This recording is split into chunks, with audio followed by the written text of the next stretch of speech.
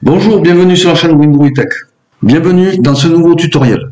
Dans cette vidéo, on va parler d'antivirus. Alors, comme le titre de la vidéo l'indique, eh bien, je ne vous conseille pas d'installer d'antivirus sur votre appareil en dehors, bien sûr, de Windows Defender.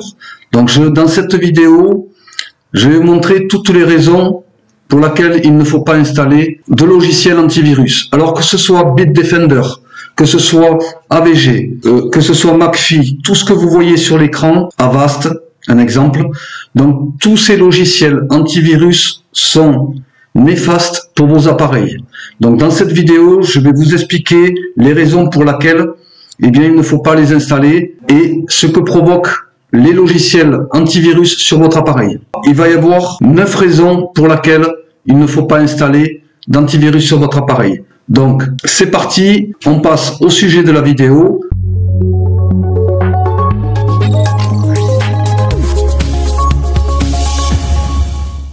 Alors, les antivirus sur PC Windows offrent une protection essentielle contre les logiciels malveillants, bien sûr, mais ils peuvent également présenter certains inconvénients. Donc, voici quelques-uns des inconvénients potentiels. Alors, le premier inconvénient, c'est les ralentissements de votre système. Certains antivirus peuvent ralentir les performances de votre système car ils doivent constamment analyser les fichiers en cours d'utilisation pour détecter les menaces potentielles. Cela peut être plus perceptible sur les ordinateurs plus anciens ou moins puissants. Donc si vous ressentez des latences, des bugs ou des ralentissements sur votre ordinateur, cela peut être dû justement au logiciel antivirus que vous avez installé.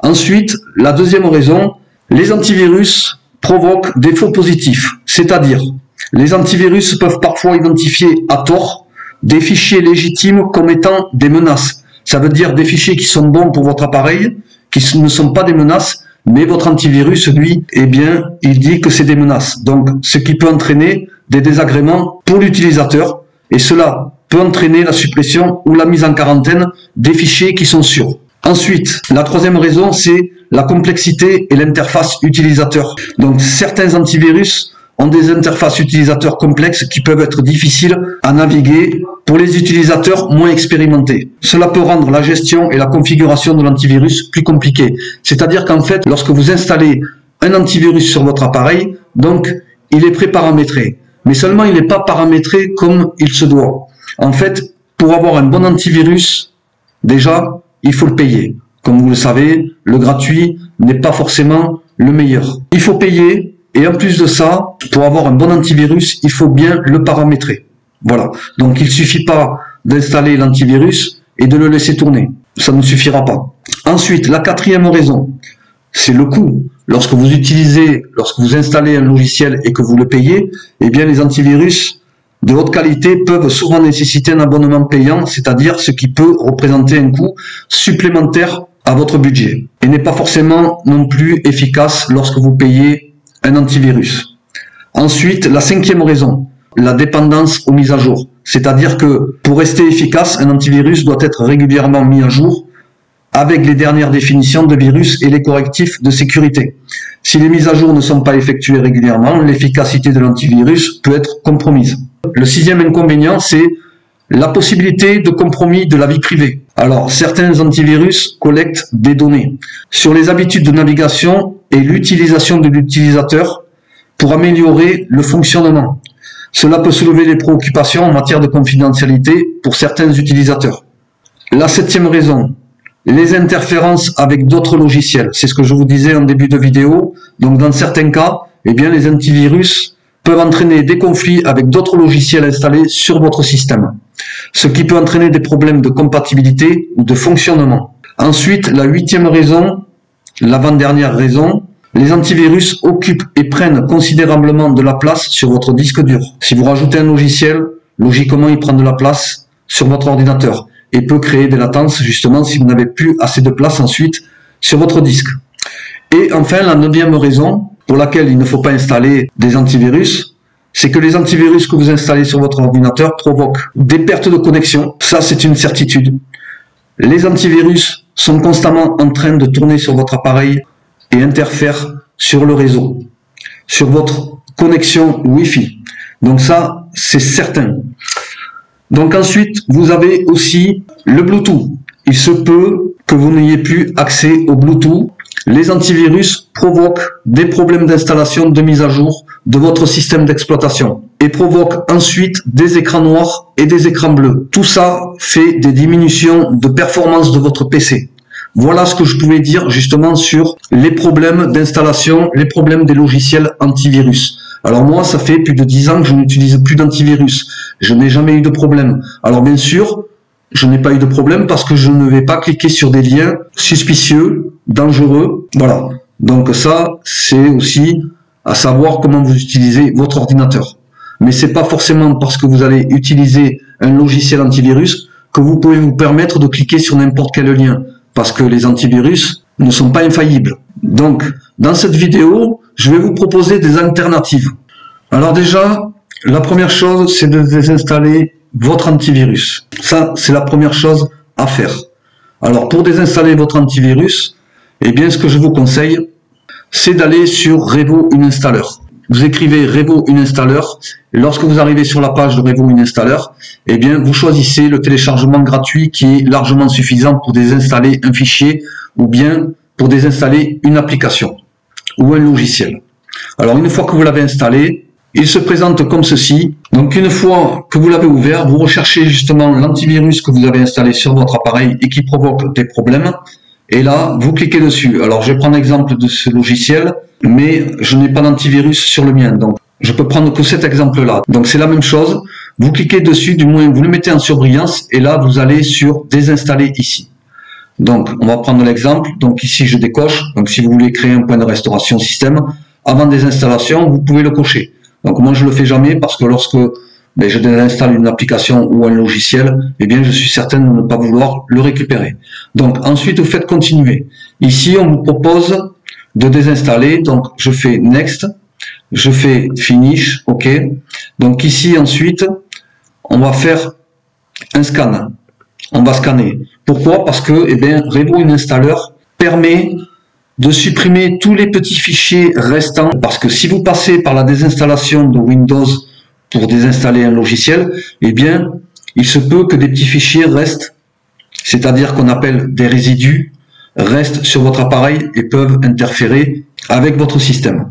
Donc, dans ces cas-là, on vous propose ici éléments restants du registre trouvé. Donc, ici, vous faites sélectionner tout, et ça, c'est tous les petits fichiers. Vous voyez, j'ai désinstallé le logiciel, mais il reste tous ces petits fichiers. Voilà, dans le registre. Et là, vous faites supprimer. Voilà.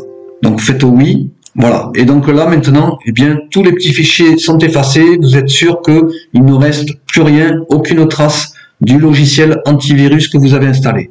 Par contre, maintenant, une fois que vous avez fait ça, je vous conseille d'aller dans les paramètres. Alors, dans les mises à jour et sécurité, et vous allez dans sécurité Windows. Et là, vous allez tout réactiver. Donc, logiquement, si vous avez installé un logiciel antivirus sur votre appareil, vous avez dû désactiver Windows Defender. Et dans ces cas-là, maintenant que vous l'avez désinstallé, je vous conseille vivement et rapidement d'ouvrir la sécurité Windows ici et ensuite de tout réactiver ici. Donc, la protection contre les virus. Là, vous allez ici, gérer les paramètres et ensuite vous réactivez tout. Donc, tout doit être ouvert ici. D'accord? Voilà. Donc là, lorsque tout est ouvert, eh bien, vous avez réactivé Windows Defender. Et donc là, vous êtes protégé. Voilà. Donc ça, c'était la première chose à faire. Très important, de ne pas rester sans antivirus non plus. Je dis de ne pas installer de logiciel antivirus, mais c'est pas pour ça qu'il faut laisser votre appareil sans protection. Donc une fois que vous avez fait ça, on va passer à la deuxième méthode. Donc maintenant, ce que vous avez fait, vous avez réactivé. Et ce que vous pouvez faire, c'est revenir en arrière. Du moins protection contre les virus ici, et là vous faites une analyse directe. Là je vous conseille de faire une analyse directe, donc une analyse rapide. Ensuite, une fois que vous avez fait l'analyse rapide, vous n'avez pas de virus, vous n'avez aucun problème. Ce que vous pouvez faire maintenant, c'est que lorsque vous avez tout mis ouvert, vous avez Windows Defender. Par contre, maintenant, si vous voulez, avec Windows Defender, vous voulez une protection meilleure, ce que vous pouvez faire, c'est ici, allez dans la barre de recherche et de temps en temps, vous allez écrire MRT ici. Donc, vous l'exécutez en tant qu'administrateur, donc ce n'est pas obligatoire. Donc, moi, je le fais toujours en tant qu'administrateur. Donc, voici le petit outil de suppression de logiciels malveillants Microsoft Windows. Donc, ça, c'est un supplément pour avoir une meilleure protection après avoir utilisé Windows Defender. Donc si vous voulez être certain de ne pas avoir de virus, ce que vous pouvez faire ici, on vous donne la liste des logiciels malveillants que l'outil peut détecter et supprimer. Donc lorsque vous cliquez dessus, ici on vous donne toute la liste des logiciels malveillants que peut détecter le logiciel. Donc ensuite on fait OK et là vous faites suivant. Ici on vous propose une analyse rapide. Analyse rapide, c'est analyse uniquement les zones de l'ordinateur qui sont susceptibles de contenir des logiciels malveillants. Si l'analyse en détecte, vous serez peut-être invité à effectuer une analyse complète. Donc, si vous faites une analyse rapide et qu'on vous dit qu'il a trouvé des logiciels malveillants, le mieux est de faire une analyse complète ou bien de faire directement une analyse complète pour être rassuré. Voilà. Donc, vous faites une analyse complète et vous faites suivant. Et ensuite, il vous dira s'il y a des logiciels malveillants et ensuite, il les supprimera. Voilà. Donc, il y a cette alternative-là. Alors, analyse rapide. Et là, en suivant, eh bien, il fait une analyse. Donc, ça va durer un petit moment. Ça peut durer 10 minutes, un quart d'heure. Il faut le laisser et au moins, vous saurez fixer si votre ordinateur est infecté ou pas. Ensuite, je vais vous proposer une autre alternative. Donc pour la prochaine alternative, je vous mettrai le lien dans la description sous la vidéo. Vous cliquez dessus, ça vous amènera directement sur cette page-là. Donc ici, c'est le scanner de sécurité Microsoft. En fait, c'est un peu la même chose que ce que je vous ai montré auparavant, donc le petit logiciel, mais peut-être plus performant. Scanner de sécurité Microsoft est un outil d'analyse conçu pour rechercher et supprimer des programmes malveillants des ordinateurs Windows. Il vous suffit de le télécharger et d'exécuter une analyse pour rechercher les programmes malveillants et essayer d'inverser les modifications apportées par les menaces identifiées. Donc là, vous avez la possibilité pour 32 bytes ou bien pour 64 bytes. Donc moi, j'ai un 64 bytes, donc je télécharge le 64 bytes. Ensuite, j'ai mes téléchargements ici. Ensuite, on le retrouve ici dans les téléchargements dans l'explorateur de fichiers. Vous cliquez 2 fois dessus. Donc ensuite, une fois que vous l'avez exécuté, donc ici, vous faites accepter ici pour avoir la possibilité de faire suivant. Et ici, c'est un peu la même chose, donc, sauf que là, c'est en anglais, mais c'est exactement la même chose. Là, c'est l'avantage, c'est que si vous n'arrivez pas à trouver celui que je vous ai donné auparavant, eh bien, vous pouvez avoir la possibilité de le faire avec celui-ci. Donc là, c'est pareil, vous faites suivant, et là, on vous propose, pareil, le scan rapide, donc là, un scan plus approfondi, et là, personnalisé. Donc là, c'est rapide, et vous faites suivant, et ainsi de suite. Voilà. Donc là, on annule, oui, et ensuite, vous faites terminer, une fois que vous avez fait le scan. Voilà. Donc il y avait ces deux possibilités là. Ensuite, je vais vous montrer une autre alternative. Donc vous aurez plusieurs alternatives pour pouvoir justement détecter les problèmes sur votre ordinateur, s'il est infecté ou pas. Donc la prochaine alternative que je vous propose, c'est Malwarebytes. C'est un anti-malware et vous le téléchargez. Donc vous cliquez sur le premier lien et surtout sur le lien malwarebytes.com. Donc il faut toujours utiliser le lien du fabricant, de l'utilitaire. Et ensuite, ici, pareil, comme pour le logiciel Revo Installer, vous choisissez le téléchargement gratuit ici. Alors ici, vous avez pour Windows, pour Mac et ici pour Android. Donc, on va télécharger pour Windows. Donc, on fait télécharger gratuitement. Ici, on va se retrouver avec le téléchargement normalement en haut. Voilà. Donc, il est ici. On l'ouvre. Ici, on clique 2 fois. On fait exécuter. Et voilà. Donc là, on l'installe. Ensuite, particulier ou entreprise. Donc, moi, je vais faire particulier. Je vais faire suivant. Ici, je vais ignorer. Donc, là, il me propose d'ajouter Browser Guard. Donc, je ne le veux pas parce que ça va me rajouter un navigateur et je veux pas. Donc, ignorer pour le moment. Et ici, voilà. Donc là, il fait une analyse.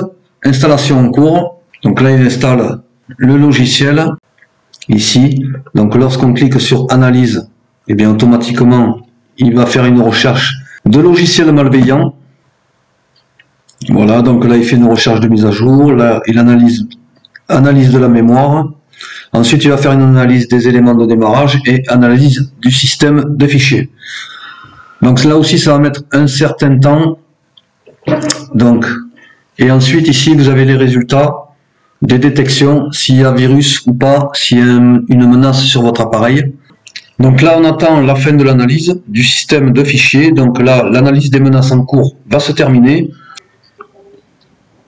Donc après l'analyse, eh bien comme vous pouvez voir ici, Eh bien, analyse de menaces, résultat, 85 détections, donc elles sont toutes ici. Et donc tout ce qu'il a détecté, eh bien, on vous dit de le mettre en quarantaine afin de ne plus les avoir sur l'appareil. Et pour éviter justement que ça fasse des problèmes en suivant.